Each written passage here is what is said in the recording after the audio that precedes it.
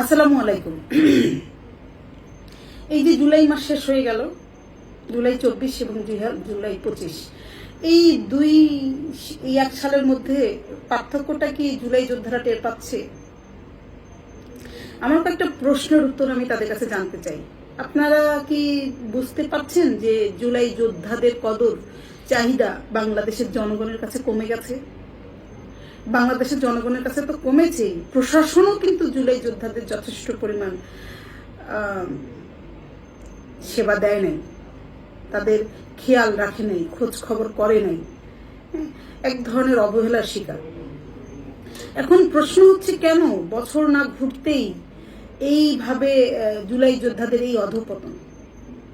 কারণ খুঁজেছেন? আপনারা যদি না খুঁজে থাকেন আমি আপনাদেরকে বলে দিতে পারি কিভাবে। যে ঘটনাগুলো বিগত এক বছরে ঘটে গেল সেগুলোই যদি আপনারা শুধু যোগ করেন তাহলে রেজাল্ট আপনারা পেয়ে যাবেন। প্রথম তো দেখেন যে জুলাই 2024 সালের 8ই আগস্ট দায়িত্ব নেওয়ার পর থেকে ডক্টর মোহাম্মদ ইউনূস, আমাদের প্রধান উপদেষ্টা, আপনাদের বসানো প্রধান উপদেষ্টা, নিজে কি কি করলেন নিজের জন্য এবং দেশের জন্য কি কি করলেন, এটা হচ্ছে গুরুত্বপূর্ণ। যদি এইটুকু আপনারা শুধু হিসেব করেন, বিচার বিশ্লেষণ করেন, তাহলেই বুঝতে পারবেন যে আপনাদের অবস্থানের এই অবনতি কেন আপনাদের এই অবমূল্যায়ন, কেন জুলাই 2024 জুলাই 2025 এসে অপ্রাসঙ্গিক হয়ে গেল, কেন আপনাদের এই আন্দোলনকে জঙ্গি হামলা বলা শুরু করেছে বিশ্ববাসী। তো প্রশ্নগুলো কি দেখেন, ঠিক দায়িত্ব নেওয়ার পর আপনারা যাকে প্রধান উপদেষ্টা বানালেন, ডক্টর মোহাম্মদ ইউনূস, বিশ্বখ্যাতি নোবেল শান্তিতে নোবেল পুরস্কার প্রাপ্ত ডক্টর মোহাম্মদ ইউনূস, তিনি কি করেছেন? তার ব্যক্তিগত সঞ্চয় কি এবং রাষ্ট্রীয় সঞ্চয় কি, এটা আপনাদের দেখতে হবে। তো ব্যক্তিগত সঞ্চয় উনি কি করেছেন? ব্যক্তিগত সঞ্চয় উনি করেছেন, প্রথমত হচ্ছে যে উনি নিজে তো আসামি, 600 কর মামলার যে আসামি, 666 কোটি টাকা কর ফাঁকির যে মামলাটা ওনার নামে ছিল, উনি আসামি হয়ে নিজের মামলা নিজেই একদিনে তুলে ফেলছেন। 8, 9, 10 তারিখের মধ্যে ওনার মামলা উনি উইথড্র করে ফেলছেন। আপনাদের প্রথম অর্জন, জুলাই যোদ্ধাদের প্রথম অর্জন হচ্ছে 666 কোটি টাকার কর মওকুফ। তারও আগে আপনাদের অর্জন আছে, জুলাই যোদ্ধাদের অর্জন আছে। 8 তারিখ রাতেই, 9 তারিখের মধ্যেই হচ্ছে 8 তারিখ রাতেই বেগম খালেদা জিয়া মুক্তি পেলেন। তারপরে হচ্ছে যে কারাগারে যত দাগী আসামি ছিল, মৃত্যুদণ্ডপ্রাপ্ত আসামি ছিল, তারা মুক্ত হলেন। যারা জামায়াত শিবির জঙ্গি যারা আসামি হয়েছিল, কারাগারে বন্দী ছিল, তারা মুক্ত হয়ে গেলেন। এটা 8-9 তারিখের মধ্যেই ক্লিয়ার। এটা প্রথম অর্জন আপনাদের। দ্বিতীয় অর্জন কি হলো? ডক্টর মোহাম্মদ ইউনূসের হচ্ছে 666 কোটি টাকার কর ফাঁকির মামলাটা উনি নিজেকে অব্যাহতি দিয়ে দিলেন। এটি ছিল আপনাদের দ্বিতীয় অর্জন। তৃতীয় অর্জন কি আপনাদের? তৃতীয় অর্জন হচ্ছে যে গ্রামীণ ব্যাংকে 1 টাকাও যাতে কর দিতে না হয় 2029 সাল পর্যন্ত, সেটা ডক্টর মোহাম্মদ ইউনূস আপনাদের দায়িত্ব দেওয়া প্রধান উপদেষ্টা এটা মওকুফ করে নিলেন। এবং একই সাথে যে গ্রামীণ ব্যাংকের সাথে যে সরকারের যে মালিকানা ছিল সেটা 25% থেকে নামিয়ে 10% করলেন। এইটি হচ্ছে আপনাদের তৃতীয় চতুর্থ অর্জন। পঞ্চম অর্জন কি জানেন আপনাদের? 2023 সালে যত টাকা গ্রামীণ ব্যাংক গ্রামীণ ফোন লাভ করেছে, 2023 সালে টোটাল আয়, সেই আয়ের 4,456 কোটি টাকা শেয়ার হোল্ডারদের দেওয়ার কথা। সেখান থেকে উনি কি করলেন? 33% ডিভিডেন্ড ওনার দেখালেন, 4,465 কোটি টাকা। এবং এখান থেকে 50% অর্থাৎ কত, 2,200 কোটি টাকার মতো উনি পাঠিয়ে দিলেন তাকে নরওয়ে টেলিনর কোম্পানিকে। এবং এই যে টাকাটা পাঠালো, বাকি যে টাকা পরিশোধ করবে না বাংলাদেশ সরকারকে, সেটাও কিন্তু পরিশোধ করলো না। এই যে এখানকার যে পাওনা 10%ও যদি ধরে, সেটা পাওনা হলে 10,579 কোটি টাকা, সেটাও বিটিআরসি কে তারা দিল না। এর আগে যে পাওনাটা তৈরি হয়েছে গ্রামীণ ব্যাংকের 1200 কোটি টাকা, সেই টাকাটাও ডক্টর ইউনূস পরিশোধ করলেন না। এবং একই সাথে যে হচ্ছে নিজে নিজে যেটা হচ্ছে জনশক্তি রপ্তানির নামে ডক্টর মোহাম্মদ গ্রামীণ এমপ্লয়মেন্ট সার্ভিসের লাইসেন্সটা নিলেন, কত গুরুত্বপূর্ণ কাজ। জুলাই যুদ্ধ করলেন আপনারা, ওনার নিজে নিজে কতগুলো দরকার ছিল সেগুলো উনি করলেন। এই গ্রামীণ ইউনিভার্সিটি লাইসেন্স নিলেন, গ্রামীণ এমপ্লয়মেন্ট সার্ভিস নিলেন, মানে লোক পাঠানোর এই অনুমতি নিলেন, এবং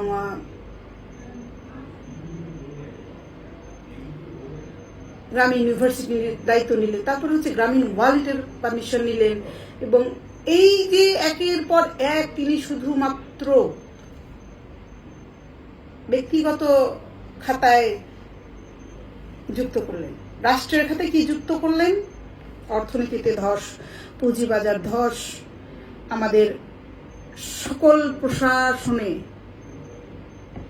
সকল খাতে দপ্তরগুলোতে অবৈধ নিয়োগ, স্বজন প্রীতিতে নিয়োগ, সুপারিশ, অবৈধ নিয়োগ, এবং হচ্ছে যে সুপারিশ কন্টিনিউয়াসলি নিয়োগে অনিয়োগ করলেন, বিনিময়ে অর্থ উপার্জন করলেন। মানে আমাদের প্রত্যেকটা খাতকেই তিনি বিতর্কিত করলেন, প্রশাসনকে একদম অকার্যকর করলেন। এক ইউনূসের খোঁচায়, এক ছাত্র উপদেষ্টার খোঁচায় এখন আমাদের দেশের প্রশাসন চলে। আমাদের আইন শৃঙ্খলা নষ্ট করে ফেললেন। এই যে মব, এর মাঝখানে উনি নিজের এসব করছে, রাষ্ট্রের মধ্যে কি হচ্ছে? অপমান, মুক্তিযোদ্ধাদের অপমান করছে, রাস্তাঘাটে ধরে গুলি করছে, ছোট ছোট ছেলেপেলেদের হাতে অস্ত্র দিচ্ছে, ছেলেদের অনিয়ম করার জন্য, অর্থনৈতিক অনিয়ম করার জন্য বাজেট বরাদ্দ করছে, অ্যাভেলেবেল করছে হচ্ছে মব, ধরে ধরে মানুষকে অপমান করা। শুরুই করলো শিক্ষকদের দিয়ে, সব স্কুলের শিক্ষক, প্রাথমিক থেকে শুরু করে ইউনিভার্সিটি পর্যন্ত, প্রিন্সিপাল থেকে শুরু করে যাকে যাকে মনে হয়েছে যে রাখার দরকার নাই, ছেলেদের মনে করছে, স্টুডেন্টরা মনে করেছে আমার এই শিক্ষকের দরকার নেই, সেই শিক্ষককে সরানো হয়েছে। দেশ অর্জন করলো কি? এটি শুরুর দিকে 3-4 মাস, আগস্ট, সেপ্টেম্বর, অক্টোবর, নভেম্বরের মধ্যে সমস্ত কিছু চললো। চাঁদাবাজি শুরু হলো, টেন্ডারবাজি শুরু হলো, দখলদারিত্ব শুরু হলো, জমি দখল, বাড়ি দখল, অফিস আদালত দখল, ব্যাংক দখল। এমন কোনো সেক্টর নাই সেই সেক্টরে কোনো উন্নতির খবর আছে? কোথাও কোনো উন্নতির খবর নাই, শুধুই অবনতি, দুর্নীতি, অনিয়ম এবং বিশৃঙ্খলা। তো ফলে যেটা হলো যে মানুষ তো আসলে অন্ধ থাকলেই তো হবে না, সাপোর্ট দিতে দিতে দিতে দিতে দেখলো না হয়তো ডক্টর মোহাম্মদ ইউনূস কখনো রাষ্ট্র চালায় নাই, হয়তো ঠিক হয়ে যাবে, কিন্তু 12 মাস চলে গেল, আপনাদের প্রতি তাদের কোনো দায়বদ্ধতা থাকলো না, কোনো দায় নাই। উল্টা নাহিদ, সার্জিস, হাসনাত, রাফি, আসিফ মোহাম্মদ সজীব ভুইয়া, মাহফুজ আলম, আসিফ নজরুল, প্রত্যেকের নামে নামে আলাদা করে দুর্নীতির অভিযোগ জমা হতেই থাকলো, এবং এই সংখ্যা বাড়তেই থাকলো, বাড়তেই থাকলো। তাদের স্বজনরাও এই দুর্নীতির সাথে যুক্ত হয়ে গেল, বাবারা যুক্ত হলো। আসিফের বাবার বিরুদ্ধে অভিযোগ আসলো শুধু অর্থ লুটপাটের বিষয়ই না, অর্থ লোপাটের দায়ে হচ্ছে তানভীর, ছাত্র সমন্বয়ক, 400 কোটি টাকার মালিক বনে গেল। আসিফ মোহাম্মদ সজীব ভুইয়ার পিএস 313 কোটি টাকার মালিক হয়ে গেল, তার বাবা ঠিকাদারের দায়িত্ব নিয়ে নিল, মার্ডারের আসামি হয়ে গেল। নাহিদের বাবা দেশ চালাচ্ছেন, প্রেস সচিব বলছেন যে টাকা তোমরা এখন কামাইতেই থাকো, এই সময় যদি না কামাইতে পারো তাহলে আর সুযোগ পাবে না। তো এই যে মানুষ তো আসলে গুনছে না যে আমরা একটা নতুন স্বপ্ন দেখলাম, নতুন বাংলাদেশের স্বপ্ন দেখলাম, আমরা একটা স্বাধীনতা নিয়ে আসলাম, সেই স্বাধীনতার রেজাল্ট কি? আমরা কেমন দেশ পেলাম? আমরা যে স্বপ্নটা দেখলাম সেই স্বপ্নটা কি আমাদের পূরণ হলো?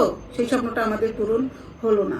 যখন দেখলো মানুষ, সাধারণ মানুষ, যেই মানুষের সাথে, যেই মানুষরা আপনাদের সাথে কাঁধে কাঁধ মিলিয়ে 24শে জুলাই রাজপথে ছিল, সেই মানুষই দেখলো যে সেই মানুষদেরই আপনারা জীবন যাপন দম আটকে রাখতেছেন, তারা নাভিশ্বাস উঠে যাচ্ছে তাদের স্বাভাবিক জীবনযাপনের জন্য। চোখ বন্ধ করে সন্ধ্যায় বের হইতে পারে না, ছিনতাই, ঘরের মধ্যে থাকতে পারে না, ঘরে ঢুকে রেপ করছে নারীদের, হ্যাঁ, টাকা দেয় নাই, কিস্তি দেয় নাই, তার বাড়ি দখল করছে।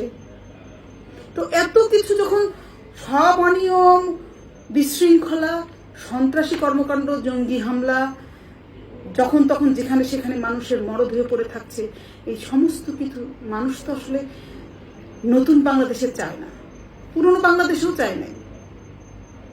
এবং সব থেকে যে বড় আপনাদের দাবি ছিল নির্বাচন চাই, 11 মাসে 12 মাসে আপনাদের নির্বাচিত নেতা একটা নির্বাচন দিতে পারলো না, আয়োজনই করতে পারলো না। আপনাদের দাবি ছিল যে আমাদের জুলাই সনদটা দিবেন 3 মাসের মধ্যে, সেটাও দিতে পারে নাই, টেনে নিয়ে আসলো 12 মাসে, 12 মাসেও তারা তৈরি করতে পারে নাই। তো আপনাদের নিজেদের চাহিদাও আপনাদের সরকার পূরণ করতে পারে নাই, বাংলাদেশের জনগণের চাহিদা পূরণ করা তো আরো পরের কথা, তাই না? সুতরাং 2024-এর জুলাই যোদ্ধাদের যে স্বপ্ন, সেই স্বপ্ন পূরণে সম্পূর্ণ ব্যর্থ 2025 সালে এসে এটি দাবি করা একদম সঙ্গত এবং ন্যায়যুক্ত। ডক্টর মোহাম্মদ ইউনূস 2025-এর জুলাইয়ে এসে এমন কোনো কিছু করে দেখাতে পারে নাই, উল্টো বাংলাদেশের অর্থনীতিকে শেষ করে দিয়ে গেছে, গোড়া থেকে কেটে দিয়ে গেছে। মার্কিন আমেরিকা আমাদের দেশে 35% শুল্ক দিয়েছে, এর মাঝখানে দেখেন কতগুলো কু হয়ে গেল। গোপালগঞ্জে একটা গ্রামকে সামলানোর জন্য পুরো সেনাবাহিনী, পুলিশ বাহিনী, বিজিবি, র্যাব, নৌ, বিমান সবগুলো বাহিনীকে ব্যবহার করেছে ডক্টর মোহাম্মদ ইউনূস। মাইলস্টোনের বিমান বিধ্বস্তের কথা, যেদিন বিমান বিধ্বস্ত হলো সেদিন রাতে উনি সব রাজনৈতিক দলকে ডেকে বসলেন, 4টা রাজনৈতিক দলকে ডেকে নিয়ে বসলেন, কিন্তু শরবত খাচ্ছেন হাসি মুখে, বের হয়ে বক্তব্য দিলেন আমরা মাইলস্টোন নিয়ে কোনো কথা বলিনি, আমরা রাজনীতি নিয়ে কথা বলেছি। এটা কি মানায় একজন অভিভাবকের, রাষ্ট্রপ্রধানের? এই বক্তব্য কি মানায়? মানে না। তো না উনি জনগণের উপদেষ্টা হতে পেরেছেন, না জুলাই যোদ্ধাদের উপদেষ্টা হতে পেরেছেন, উনি শুধু ওনার হয়েছেন। 1 বছরে আপনাদের উপলব্ধি কি আমি জানি না, বাট আমার উপলব্ধি হচ্ছে একজন স্বার্থপর, নিজ এবং সব থেকে সীমাহীন দুর্নীতিগ্রস্ত একজন মানুষকে দেশপ্রধান হিসেবে দায়িত্ব দেওয়া হয়েছে। এবং সব থেকে বড় ওনার পরিচয়, উনি স্বৈরাচার, ওনার নিজের কাজ করার জন্য কারো অনুমতি নেয় নাই, শুধুমাত্র জুলাই যোদ্ধাদের সনদের জন্য উনি রাজনৈতিক দলদের ঐক্যমত্য করার চেষ্টা করছে। নিজের কাজ করার সময় তো কখনো একজন রাজনীতিবিদকেও ডাকেননি, এবং ওনার এখতিয়ার আছে কিনা সেটা উনি জিজ্ঞাসা করেনি, করে ফেলতে হবে, করেছে। যেখানে ওনার ব্যক্তি লাভ সেটা উনি কন্টিনিউ করেছে, যেখানে জাতীয় স্বার্থ জড়িত সেখানে উনি সকলের মতামত নিয়েছে, এবং এটি হচ্ছে ওনার সব থেকে বড় দুর্বলতা। উনি যে স্বার্থপর মানুষ সেটি আর তার বড় কর্ম। আমি সকলকে অনুরোধ করব, এখন আর চোখ বন্ধ করে রাখেন না, একটু খুলে দেখেন, চোখ খুলে তাকান, বুঝুন, তারপরে সিদ্ধান্ত নিন।